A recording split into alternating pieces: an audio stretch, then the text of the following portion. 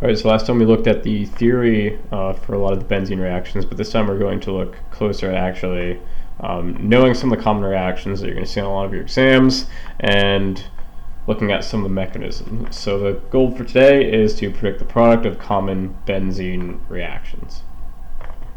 Okay, so the first one that you'll see pretty often is halogenation of benzene. Just like you have halogenation of your alkenes, halogenation of benzene is just going to be the addition of a Cl, just one Cl, to benzene, and you'll still have the aromaticity intact. We talked about the reasons for that happen in the last video. So the mechanism goes like this.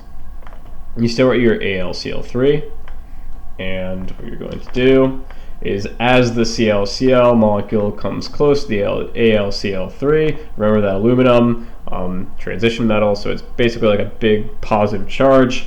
It's going to polarize this single bond over here, so that this will become positive. It means it's going to have a partial positive charge, and this is going to have a partial negative charge, so this is going to be more electron deficient. It's going to want the electrons that are present in this bond, so those will move over here, and this also wants to attack the incredibly positive aluminum. As a result, you're going to get the AlCl4, and you're also going to get the Cl+. So this is, for the benzene reaction, what I would call preparing the electrophile. When you're looking through the mechanisms that you'll have for this exam, what you'll see is this kind of trend over and over again, where you'll have to prepare this electrophile. You typically need a positive formal charge to be able to do any of these benzene reactions. So during the mechanism, you should be preparing a positive formal charge on whatever group you're going to be adding to the benzene ring. In this case, it's going to be Cl, so you should be making Cl+. That's the preparation steps you're going to have to go through. Those steps get kind of weird, but as long as you realize that you're basically preparing an electrophile through some sort of leaving group like this, then you should be able to figure it out if you're given anything that's a little strange. After that, it's pretty much smooth sailing. You're always going to do the addition of the electrophile to the benzene ring in the same way that, these pi bonds here are nucleophilic, so it's simply going to add like that. If you add here, one of the sides is going to have a positive charge, and the other side is going to have the Cl that added. And the way you do the substitution on benzene through the electrophilic aromatic substitution is going to be the first step is addition, the second step is elimination. So that's why I drew in that hydrogen there, because you're going to need to do the elimination. So something is going to need to force this bond to move here and create a double bond. So we need some sort of base to take away that hydrogen. This is also where it gets kind of weird. You're going to have some weird bases occasionally. This is going to be an example of one such weird base. So the Cl- will actually be fine for doing this. Probably even see this go like that, because you'll form hydrochloric acid, and you'll regenerate your AlCl3 catalyst. So your final product will look like this, but pay attention to your counter ions. In this case, you'll have HCl and AlCl3. Again, because you need to regenerate that catalyst. That's why you draw the mechanism this way. So again, the key point is that when you're doing a mechanism for a electrophilic aromatic substitution, you're going to do some preparation for the electrophile. So some reaction steps that make this a positive formal charge, and then after that, you're going to an addition and then an elimination for the overall substitution. As long as you can keep that idea straight, they're pretty straightforward mechanisms. So what can you actually see for a reaction question on exam? Well, it's going to be slightly more difficult, right? You know that you're going to be adding chlorine to the benzene ring. The problem is now it isn't just benzene, you have other substituents on the ring. So how do you handle that? Last time we talked about donating groups and withdrawing groups and how they activated and deactivated the benzene ring, as well as how they directed. So this is really a question of how does the direction work when you have multiple substituents on a benzene ring. First, look over here at the alkyl group. You know that the alkyl group through hyperconjugation is a weakly donating group, which means that it's a benzene activator. It's going to direct ortho para for the resonance effects that we looked at before. You're probably also going to get a question on your exam that asks you to draw the resonance structures for electrophile adds, so be prepared to do that. That's really a justification why this is an ortho para director. The next thing you're going to look at is a second substituent on that benzene ring and see if it's either competing with or helping the effects of the first substituent. Here, since we have nitro, that's an incredibly strong withdrawing group, a benzene deactivator, and that's going to be a meta director, so it's going to direct to this location here. So now you have pretty much a bunch of different directing effects. You need to figure out which one is going to be the strongest. So rule 1, I guess, is that when you have competition, which means these arrows are pointing at different locations, the activator, the strongest activator, is typically going to win. So if we look at these 4 options, remember the alkyl group is the donating group, it is the activating group, the withdrawing group is the deactivating group. So this is weaker than these effects. So the product will be from one of these 3 red arrows.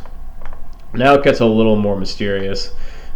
Just in general, when you have ortho versus para in this class, for some reason, almost all the time you'll see para winning out. So if you're like, okay, why didn't it go ortho? It's because for some reason in this class, typically when you have an ortho versus a para will win. You could at least decide that this is not a great location, the reason being a steric reason. You almost never have 3 substituents in a row on a benzene ring. That's pretty hard to synthesize. So this is a bad ortho location because of sterics. Also, remember that when we're using ortho, meta, or para, it has to be in relation between 2 different spots in the benzene ring. So I'm saying ortho in regards to this. So this is an ortho location to this, and this is a para location to this. But if like the nitro group is our focus, then this location is meta to the nitro group.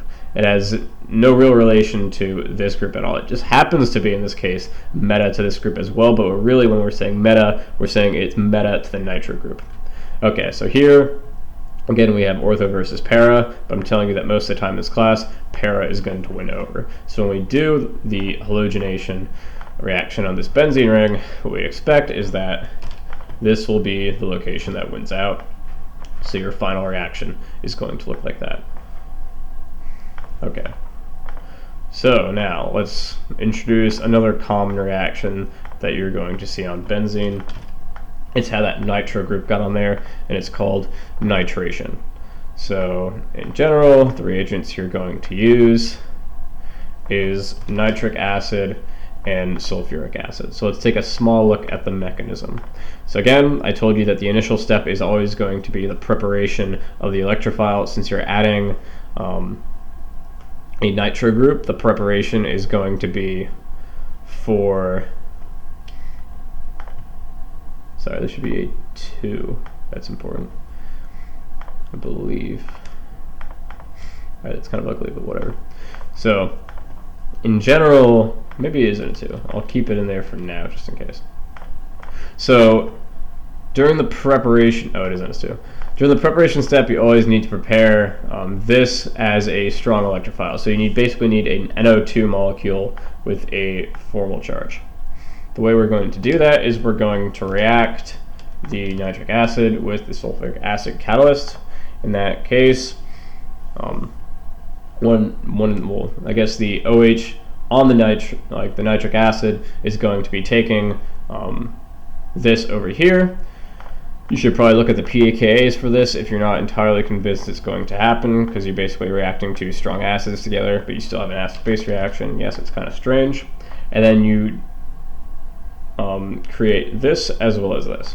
So this, you should be like, okay, that's probably going to be our weak base later on when we're doing the elimination. And this, you're like, okay, from Orgo 1, you know that water is a pretty good leaving group when you're working in acid. And you're like, okay, I need a positive NO2, right? Because I need to prepare the electrophile. So what you're going to do is you're going to say, all right, water is a good enough leaving group. I'm going to prepare the NO2+, and this is the preparing the electrophile step. Once you've prepared the electrophile, you know you're going to go through the same steps for the overall substitution. You're first going to do the addition to the benzene ring, and then you're going to do the elimination. So first of all, the addition of the electrophile to the benzene ring. You just generate a positive charge. I've indicated this hydrogen again because right after you do the addition, you're going to do the elimination. The only base you have on hand is a very weak base. It's the conjugate base of sulfuric acid, but that's what you need to do. That's why it's a very slow reaction, because that's probably not very favorable. And notice again, you are generating the sulfuric acid catalyst in the final step as the counter ion over here. Okay, so let's look at another example of a reaction question that you'd see on an exam. So you'll be given, again, a molecule that has multiple groups on it, and you'll need to figure out where the groups are going to be. So pause the video and give this one a try on your own. Okay, so hopefully you give it a try. On the right, this is going to be an alkyl group, so through hyperconjugation, electron donation, it's going to activate benzene, and it's going to direct ortho and para. I guess it's also going to direct here. I don't know, I didn't indicate that. Let me do that.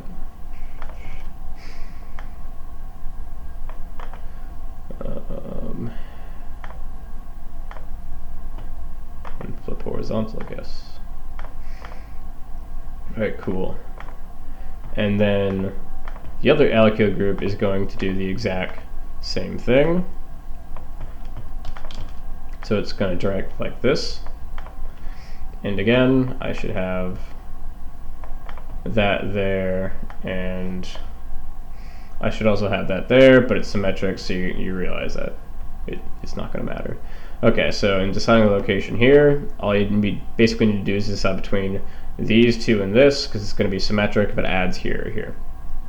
So this is going to be sterically terrible,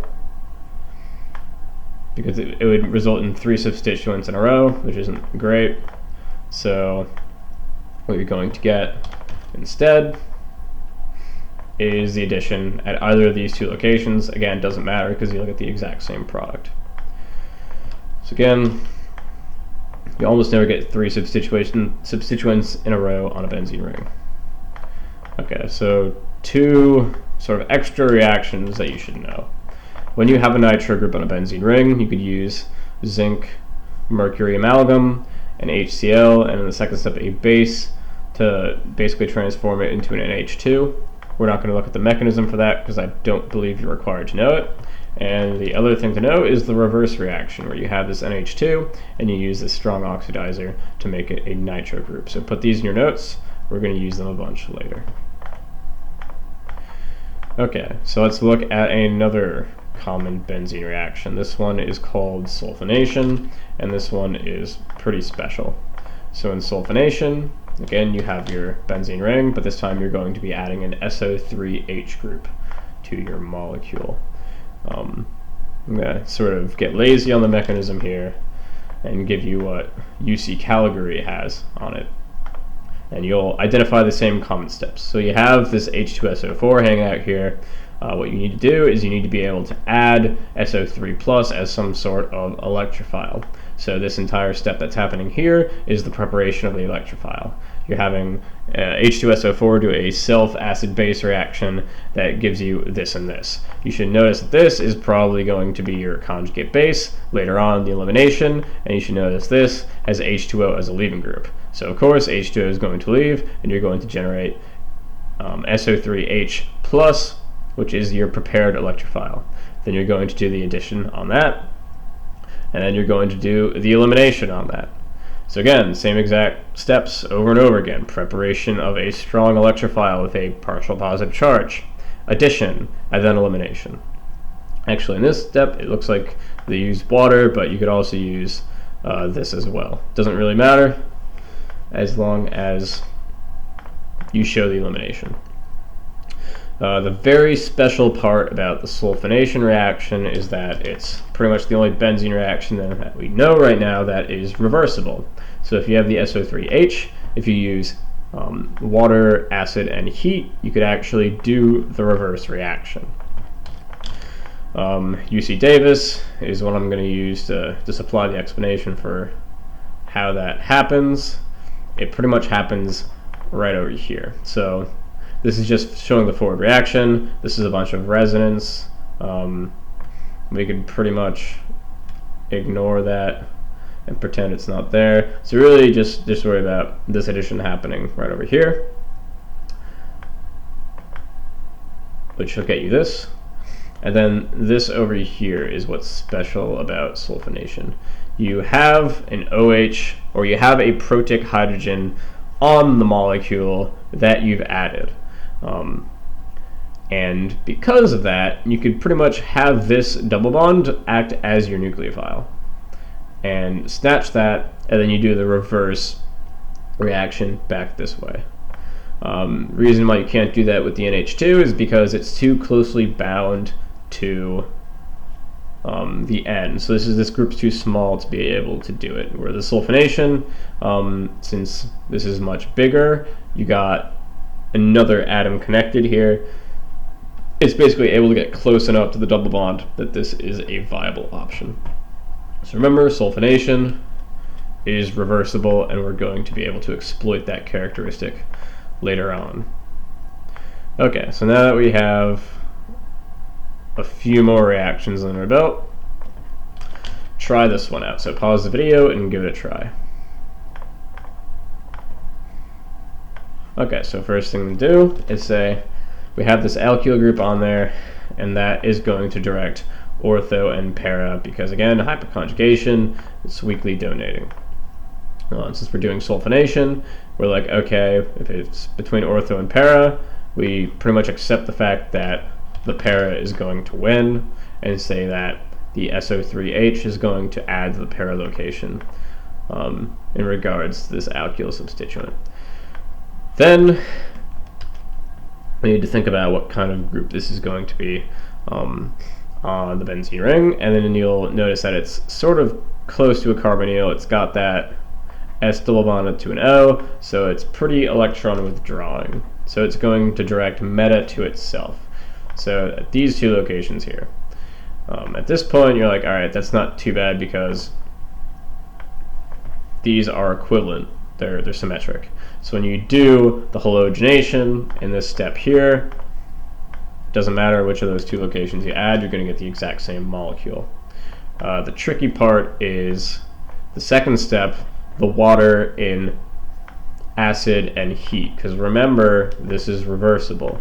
So if you're going to do the second step in water and heat, what you're going to do is reverse the sulfonation, and then this will go back to an H.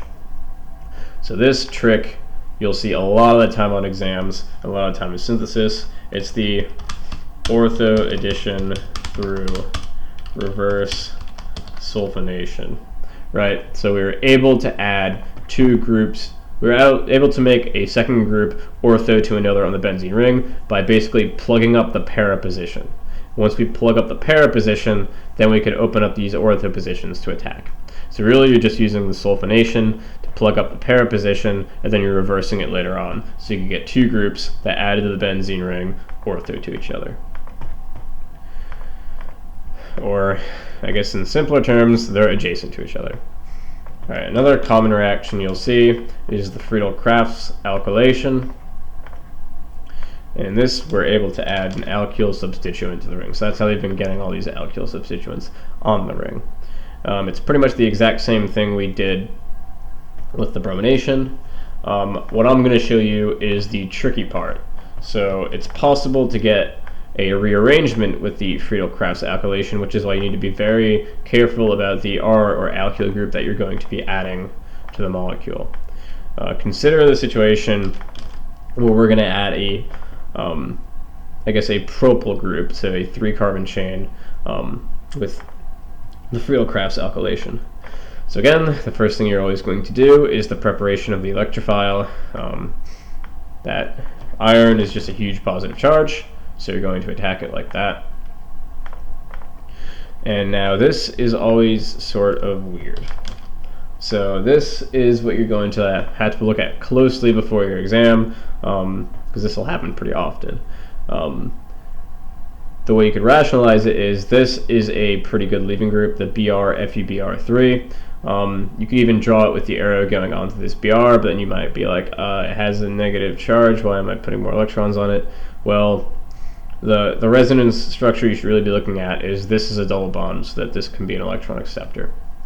But a lot of books just draw it as this bond going directly to the metal, which is going to get you this. This should already be scaring you a lot, because you're like, alright, that's a primary carbon cation, that's not going to exist. You're right, it's not going to exist. You're immediately going to get hydride shift, probably conserved with this. That gives you the secondary carbocation instead of the primary carbocation. So this will never actually exist.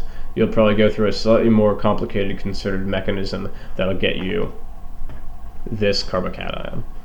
And then the rest is stuff you've already seen. So if we're going to do the full reaction, it's going to add like this.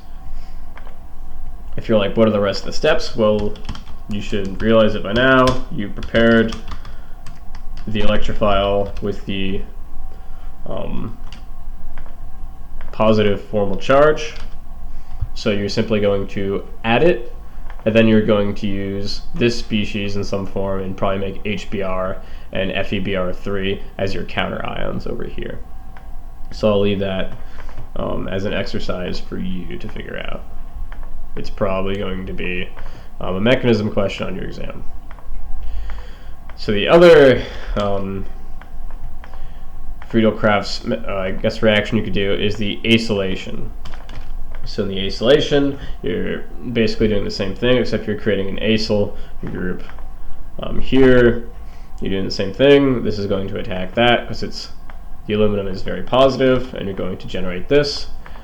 This is going to be your incredibly good leaving group to generate this. So there's several resonance structures you could draw for this. You could pretty much just draw this going either onto the chlorine or going onto the Al, and then you're going to have this species here. The other form you'd see it in is this is a positive and an electron up here, but this is the way it's drawn because this is apparently relatively stable, and it's the predominant resonance structure. But the way you're going to draw it as if you're pretending you're adding it will be like this. And then this will be positive. So when you actually do the addition, remember at this point you've prepared an electrophile with a partial positive charge, then you're going to do the addition, and then you're going to do the elimination, again with this group over here to get HCl and AlCl3 as your counter ions. Okay, so now at this point I've introduced pretty much all the reactions that are important, so now you should try to use your notes and figure out these problems. So I want a synthesis of this molecule from benzene, so pause the video and give that a try.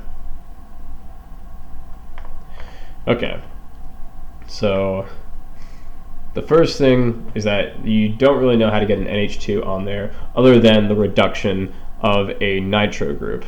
If you add a nitro group first, remember that's a meta-director, so you aren't going to be able to get these to be paired to each other. So the answer to that is first you're going to do the halogenation to get the chlorine on the benzene ring first. Then you know chlorine is an ortho para-director. In general, para is going to win out.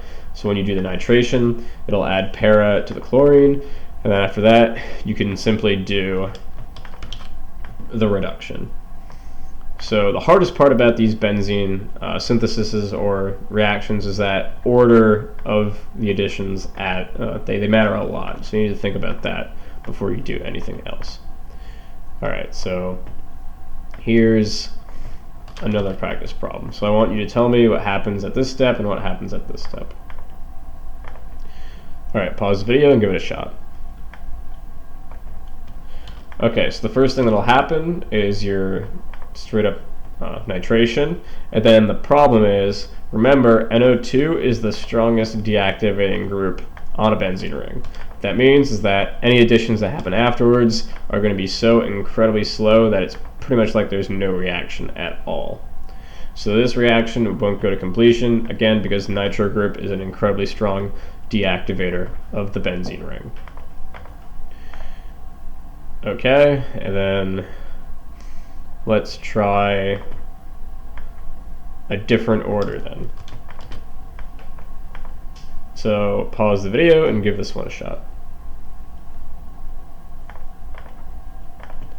Okay, so the first thing that'll happen is the Friedel-Crafts Alkylation. That'll just add to benzene. Doesn't matter where you do it because there's nothing else on there. The following step, remember this is a carbonyl compound. It's electron withdrawing, so it's going to be a meta director. So when you do the nitration, it's going to add meta to the benzene ring. And then remember, we have a nitro group on here now, so we pretty much can't add anything. We also have two deactivating groups, so doing the electrophilic aromatic substitution is going to be incredibly slow, but it's okay if we're doing a redox reaction on there. That's still possible. So the reduction of the nitro group to the NH2, you should be familiar with, but don't forget that carbonyl compounds are also reduced by zinc amalgam in the presence of base in the second step. That showed up a few times in Organic Chemistry 1. Okay, so now try to propose a synthesis for this molecule from benzene. Pause the video, give it a try. Okay, so what you should realize is these are ortho to each other, so we're going to be using that reverse sulfonation trick that I talked about earlier.